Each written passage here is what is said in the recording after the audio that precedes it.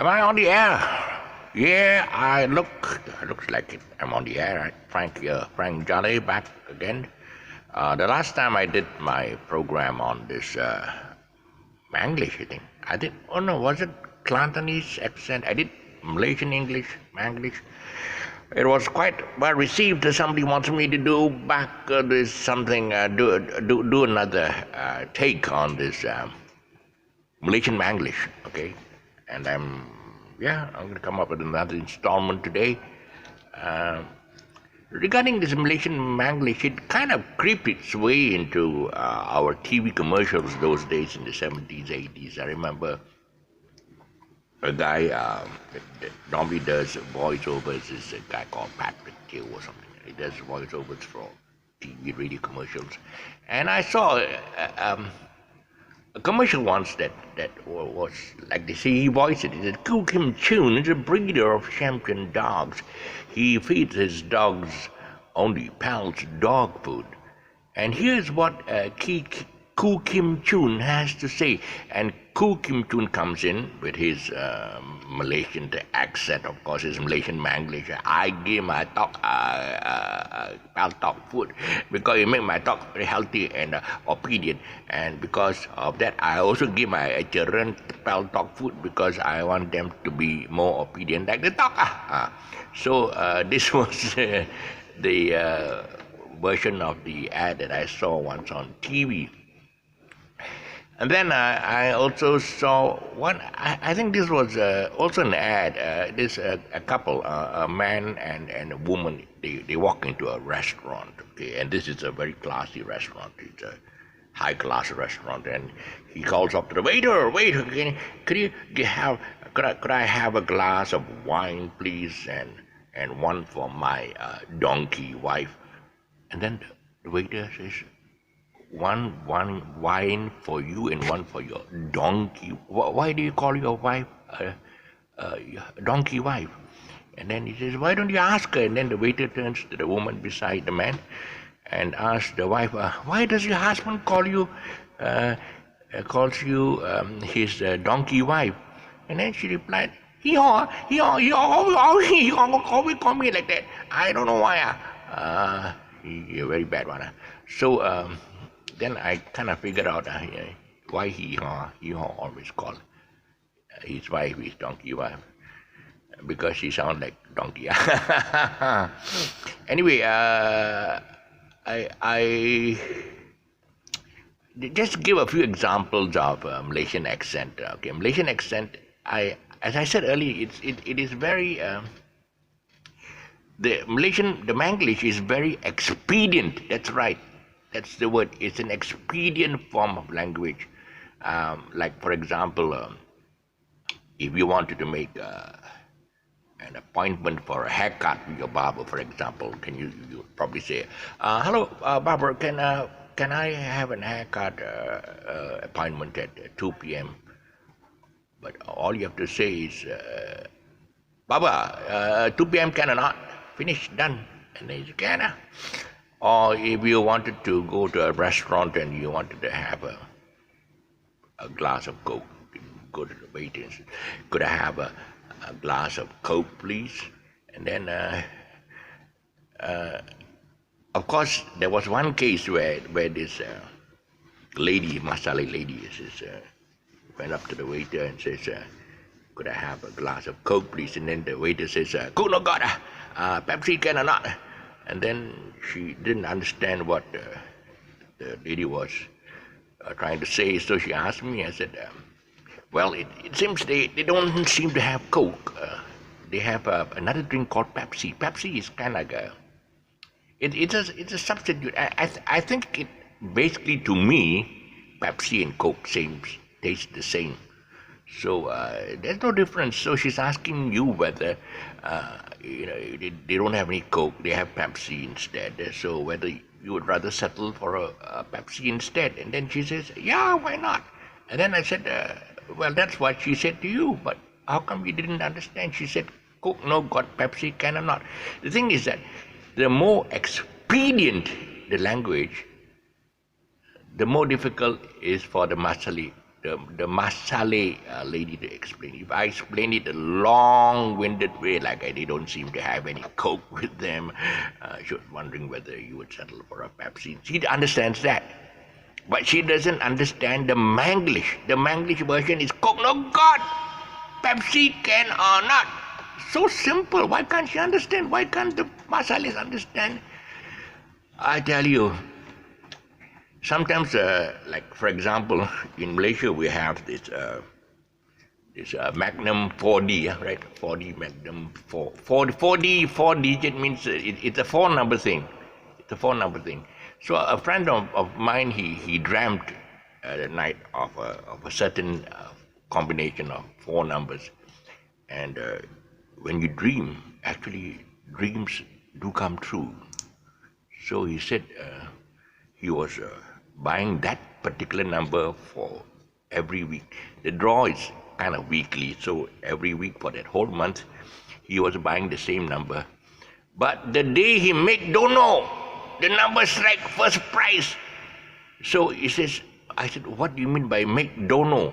That means basically that's a Manglish thing. Make dono means the day I just ignored I didn't buy the number, and that particular day the bloody number must come out and strike first prize. So that is one of the McDonald's is one of the Manglish things, and even if somebody wants to borrow money from you, you can avoid him by making dono. That means you pretend that you didn't hear. McDonald. I didn't hear. Or if he's insistent and he says that he really needs the money, can you lend him the money? And then the other word you can use is I pokai lah. Meaning I'm broke lah. Pokai actually is a Chinese word meaning broke. Pokai. I pokai. I think it's probably pokai is probably one of the Cantonese accent, or is it maybe it's not Mandarin, I think. But you could also use the Indian equivalent, and Indian is equivalent is kasu le lah, kasu romba le. They can say I got no money lah to lend you lah. You want to borrow lah? Always borrow. As you are aware, I'm actually basically a Eurasian. Some of the Chinese friends will call me Erosion, but that's also Manglish again. Erosion meaning that I'm a mixed British ancestry and Portuguese. My mom is more Portuguese, she's a Ontario. And she's the Portuguese actually, they have been here for a long time, the Portuguese. My mom ancestors were here since 1509. I think they were like they came in to bring in the Christian religion. It was in 1509. This guy called he's a priest called Lopez de Sequeira. He came over to bring the Christian religion, but I think the Muslims didn't want to accept it. So he brought this guy called Alfonso de Albuquerque. Okay, now this in school, I remember it's Albuquerque. It's not that it's spelled as Quue, but the teacher kept on insisting that it's Albuquerque and not the one who invaded Malacca was a guy called Alfonso de Albuquerque. And if you listen, there's one song by Glenn Campbell, by the time I make it to Albuquerque, then I realized it is Albuquerque. So I will tell the teacher, I said, Alfonso de Albuquerque, and then the Malay boys would follow me. He said, yeah, he's right, Alfonso de Albuquerque. I said, not Albuquerque, it's Albuquerque. And the teacher, all of you have to shut up, just Albuquerque, finish, end of story. And that was it. We have to accept Albuquerque as the correct pronunciation for Albuquerque, the guy who came and he invaded Malacca, came to convert them to Christianity, accept Christ. No, no, no, no, no. And then they all decided to accept. So that was the story about Alfonso de Albuquerque. My experience with British was with my father. My father was of British ancestry. He, as I said earlier in my program, I grew up in Penang. I was born when we were under British rule. I remember the founder of Penang was a guy called Sir Francis Light. He founded the island of Penang. He was the first governor of Penang, and he also he put some lots of gold coins into a cannon, and he blasted it over to Province Vellesley, and the natives had to clean up to get the coins. They had to clear the jungle, and that's how they founded the Penang, island of Penang, and Georgetown, and also the province Wellesley. And then later on, and my dad named me Francis Clifford. My name is Francis Clifford Jalleh. My father's Charles Michael Jalleh. Jalleh was more of a local name that he picked up, and he was Charles. Yeah, and he named me Francis Clifford, and then the second name Francis was after he named me after the first governor of Penang, and then he named me Clifford under the first governor of the Strait Settlements. Okay, the Strait Settlements, it is from Penang to Ipoh to Malacca to Singapore. That was the Strait Settlements during the time of the British rule, when we were under the colonial rule. So I was named after Hugh, Sir. Remember, it's Sir. Okay, you don't have to call me Sir, but call them Sir Hugh Clifford. Hugh Clifford and Sir Francis Light was the first founder. And my dad claims that his ancestors, were on the same ship. They came on the same ship. The ancestors were, one of his ancestors was a scribe on his ship. A scribe means he took he wrote all the journals on the voyages of the ship. Basically, a scribe what a journalist now would be called a scribe. Even though the guy who writes, the journalist who writes articles in newspaper, he would be called a journalist. And those days would be called a scribe. So I remember during the time when when we were born under British rule, so our birth certificates stated that we were we were born in the colonial empire. So we were allowed to go to England. My sister, in fact, went to England, and she was given permanent resident status because of the fact that she was born in this colonial, and she migrated there, and she's been there for 4 generations. She has grandchildren. Her children had children, so she's a great grandmother. She has great grandchildren in Australia, in England. And I remember in the 70s, the first time when I went over to England to visit my nieces, her daughters. She's my sister, so they are my nieces. So I went there to visit them. They were at that time, of course, they're now mothers and grandmothers or whatever. But now, those days they were just studying in kindergarten. So I remember going there, and then my sister says, "Please, can you take them to kindergarten school? It's around the corner." So I took them, and and they were learning their A, B, C, D, E, F, G, H, I, J, K. I was wondering, why is it so different from us?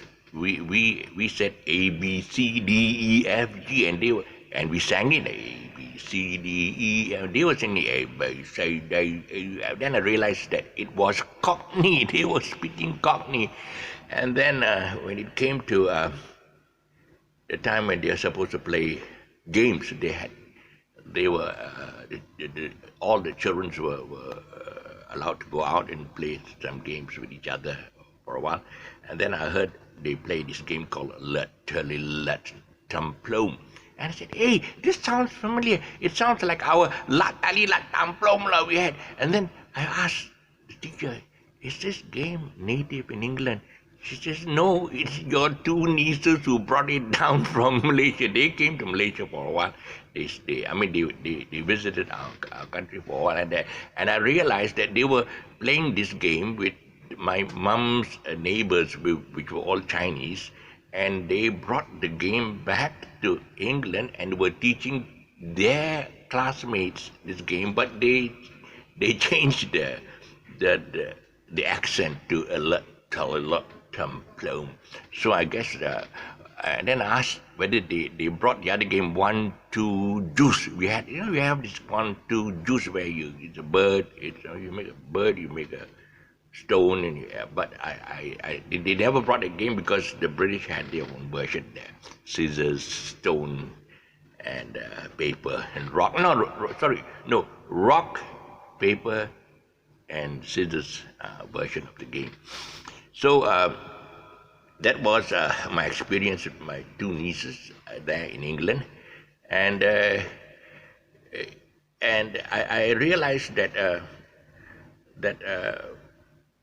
the Manglish that the children learned in Malaysia, they took it back.